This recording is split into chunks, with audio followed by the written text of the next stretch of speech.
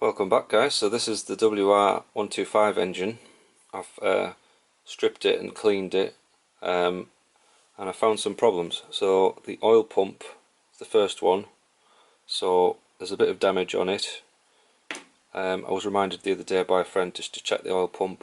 So when you do have this sort of level of damage with cranks and things, it is a good idea just to check that oil pump, because it's an easy thing to overlook. So I'm going to order a second-hand oil pump for this bike because Yamaha want quite a lot for an oil pump.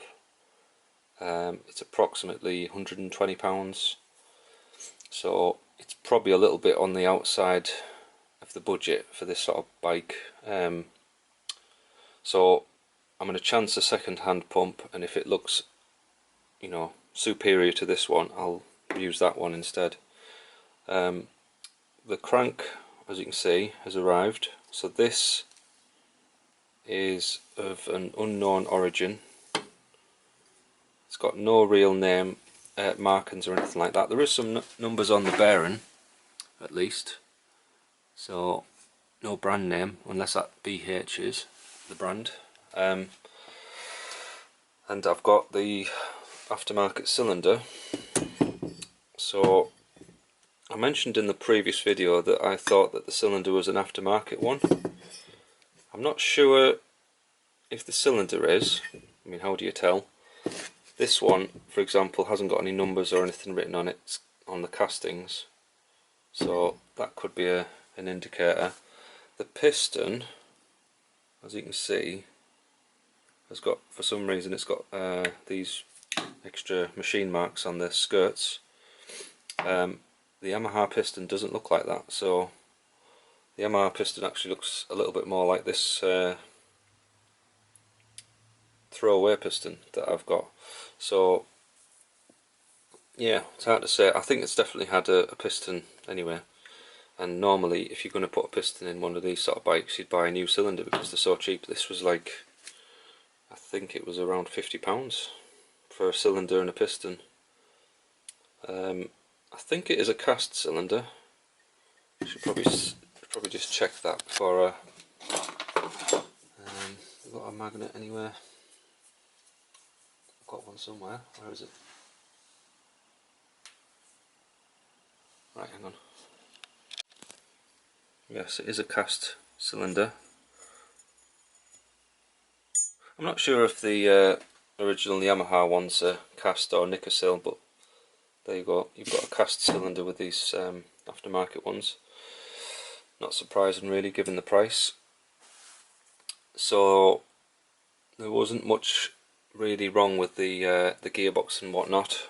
So I've gone through that. Everything looks fine. There's nothing really dramatic.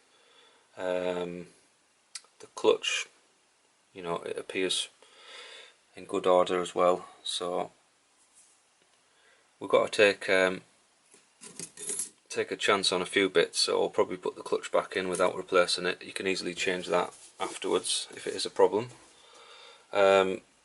Main bearings. So the new crank comes with its own bearing fitted, which is a real pain to get off, from my understanding. Basically, it's next to impossible to get this bearing off unless you've got a specific puller that's like, you have to take this cage out and then you insert like a half a ball, twist it and it locks in, so like a key basically, and you use a puller that way. I haven't got that kit, but a friend has. But if I was worried about this bearing, then yeah, I would definitely change it. I think they're not the best of bearings, but I have replaced one of these cranks in the past, and I spoke to the chap who has the bike and he still has it, and he said it's still going strong. So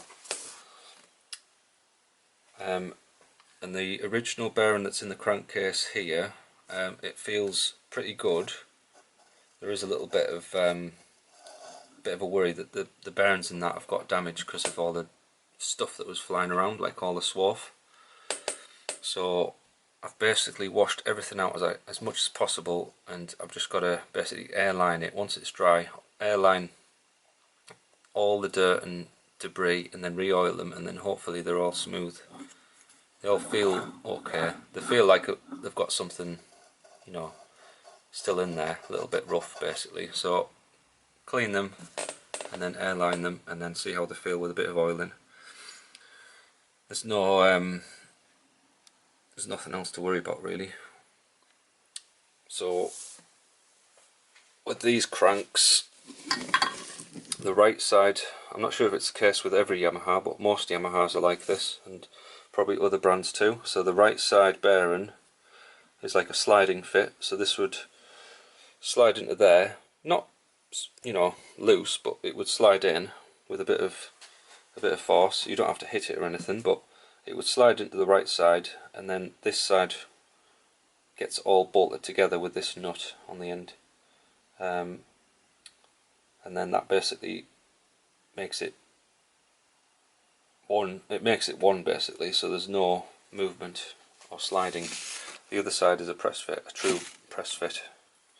So that side, you haven't got anything locking it down. None of this gets locked down, but this side is bolted together, nutted together, nut.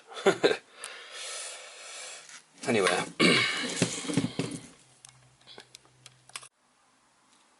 right. So this is the WR engine back together. So we've got a new cam chain, the cylinder's on, the piston's on, the crankshaft is installed. A couple of issues with the cheap Chinese cranks.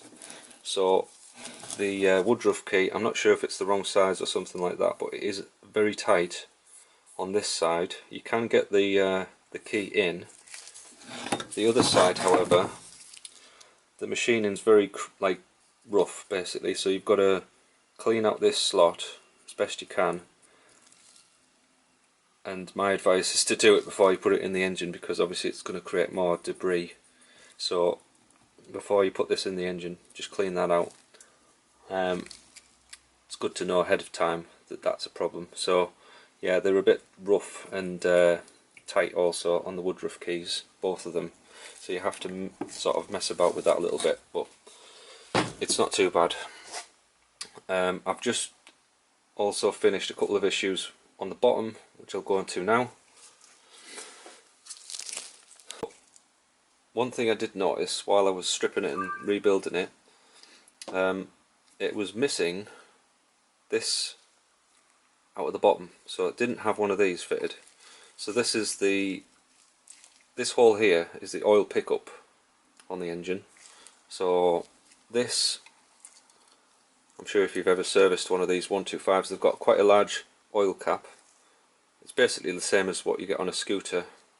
So this oil cap pushes this spring up, and the spring pushes the filter on. So you need a new one of these filters. That's the part number. Not expensive, about a tenner. And I've also got a new rubber.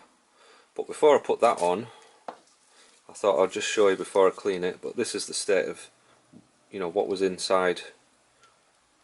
It's just basically lots of metal parts. So that's why you need one of these filters on, really. It's going to stop, you know, it's quite a fine mesh, so that'll stop a lot of the any big chunks. It'll stop it from going in the oil pump. I did actually fit a second-hand pump in the end, and this is the original one, so it's all scored up. I think I might have already shown that. But yeah, the whole engine is completely assembled up to the cylinder head, so I've just got to fit the cylinder head and then put it back in the bike basically. But I'll give this a good clean out, get all the metal particles. Yeah, so the next video will be it running, hopefully. Like I said, all this work has been done on a budget, I suppose you could call it a budget, because we've got a copy crankshaft, a copy cylinder, a copy piston, you know, not genuine parts. I mean, the only thing that is genuine is this filter. So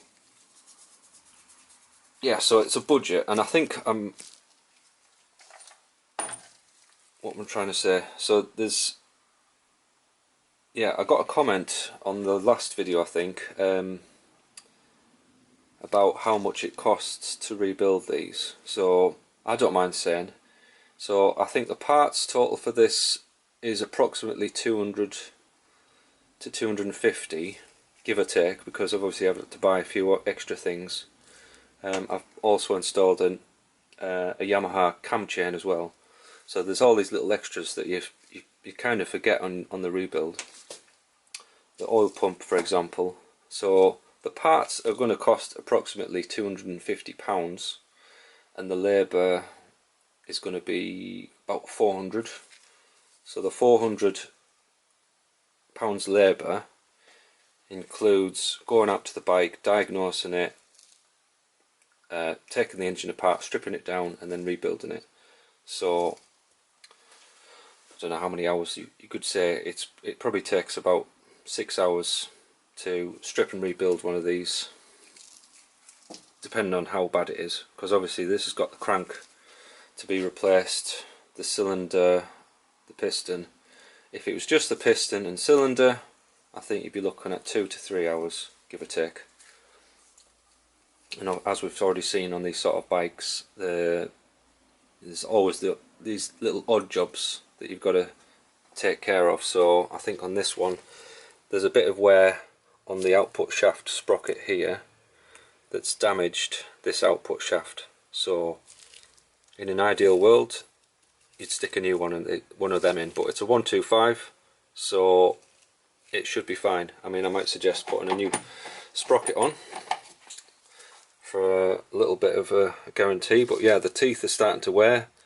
They've still got a lot of life left in them, and I know you're probably shouting at me going, just replace it, because you know, if that goes, you can't go anywhere. But I've seen a lot worse than that, and they're still on the road. So yeah, I could obviously buy a second-hand gearbox, it's another cost, but at the end of the day, this is a 125. Something's going to go on it at some point, so we've just got to do what we can.